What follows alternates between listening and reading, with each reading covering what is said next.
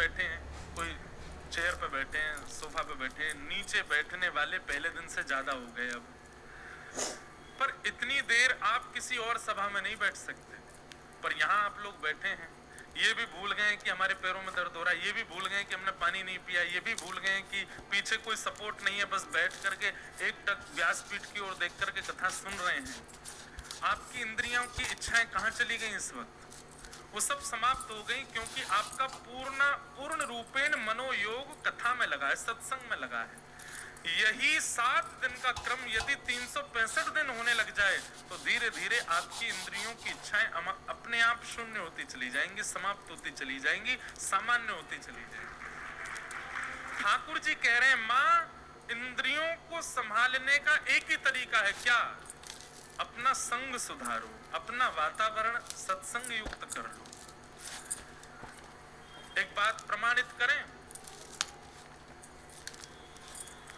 आप अभी जाइए और पुचका की दुकान पर जाके आप पानी पूरी खाओ, आपको खिला देगा। पर यहाँ धोती पहने हुए, बगलबंदी पहने हुए, नीचे खड़ाऊं पहने हुए, तिलक लगाए हुए, पटका डाले हुए हम जाएंगे ना, तो पुचका वाला बोलेगा, महाराज जी 1 मिनट रुको, पहले मैं धो लूं, हाथ वाथ साफ कर लूं, थोड़े बर्तन स्वच्छ कर दूं, प्याज लहसुन की सामग्री दूर कर दूं, दूसरी चटनी। अगर वो वास्तव में रूप देख करके पहचान, मतलब थोड़ी उसकी भावना, ये भावना उसके मन में कैसे आई कि मैं पवित्रता कर लूं? क्योंकि वस्त्रों से पता चल रहा है कि व्यक्ति सत्संगी है। इसलिए व्यवहार और सांसारिक व्यक्ति वस्तु इसको परोसनी नहीं है, इसलिए वो व्यवस्थित करने में लग जाता है। अरे कहां तक गए हम? फ्लाइट में जाते हैं तो पहले एयर होस्टेस पूछ लेती थी वेज नॉन वेज, अब नहीं पूछती। महाराज जी जैन लोगे, फ्रूट प्लेटर लोगे? क्यों? उसको कैसे पता कि ये नहीं खाने वाले हैं? स्वरूप ने बता दिया। तो इसका मतलब क्या? ये स्वरूप भी सत्संग है, ये तिलक भी सत्संग है। आप कैसे बैठते हैं, कैसे उठते हैं, कैसे लेटते हैं, कैसे खाते हैं, वो भी सत्संग है।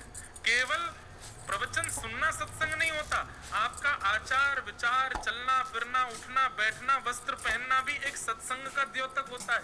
उससे भी कई वातावरण की चीजें पवित्र होती चली जाती हैं।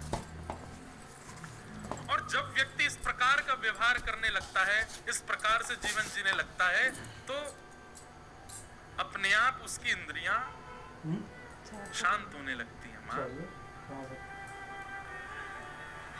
हम लोगों की स्थिति कैसी हो गई है? जो कुकर होता है ना, कुत्ता, उसको हड्डी बहुत प्रिय होती है। क्यों? उसमें ना तो रस है, ना खाने की कोई वस्तु है। जड़ हड्डी उसको प्रिय क्यों है? कहते हैं कि वो उसको जब चबाता है तो उसके दांत जो हैं, उसके मसूड़ों से रक्त निकलता है। अपने ही रक्त को जीभ पे लेकर के वो खुश होता है। पीड़ा तो बहुत होती है, पर इतना आसक्त हो चुका है कि अपने रक्त से ही उसको आनंद आने लगता है। हमारी आपकी स्थिति भी ऐसी है। समोसा खाने से, पुचका खाने से, उल्टे सीधे चीज खाने पीने से पता है कि हमारे शरीर को ही ठेस पहुंचने वाली है, शरीर को ही बुरा होने वाला है, लिवर खराब होने वाला है, हार्ट फेल हो जाएगा, ब्लॉकेज हो जाएगी, ये हो जाएगा, वो हो जाएगा। लेकिन हम इतने आसक्त हो चुके उस वस्तु के सेवन में कि हम जानते हुए भी नहीं छोड़ते। तंबाकू खाने वाले लोग यहाँ पे भी बहुत बैठे हैं, पर मैं उनकी ओर देखूंगा नहीं।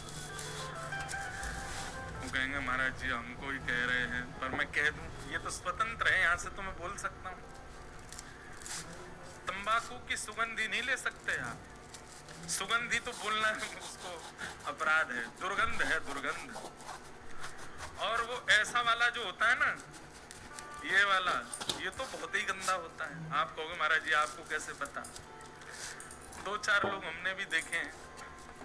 एक थे एक बार गाड़ी में, बहुत पहले की बात, उन्होंने ऐसे करके जैसे जैसे फटकारा, और उसके बाद जो पता नहीं नाइट्रोजन थी, जाने कार्बन डाइऑक्साइड थी, जाने वो कौन सी थी, बस ये थे कि हे नाथ प्राण बचाओ। तुरंत शीशा वीशा नीचे किए, तब हवा लेकर मैंने कि भाई इसको हम नासिका में नहीं ग्रहण कर पा रहे, तुम इसको जीभ पे कैसे ले लेते हो?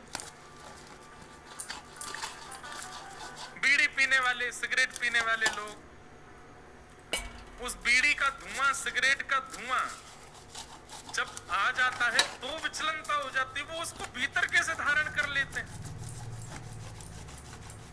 मांस मदिरा, किसी के घर में मांस बनता है, आप तो सब यहाँ रहते हैं, अनुभव होता होगा। जल तोरई जब बनाई जाती है, आहा, ऊपर से नीचे तक रूह कांप जाती है, कोई सहन नहीं कर सकता उसकी उस गंध को, लोग उसको खा जाते हैं। कैसे? ചേട്ടാ പുലികളി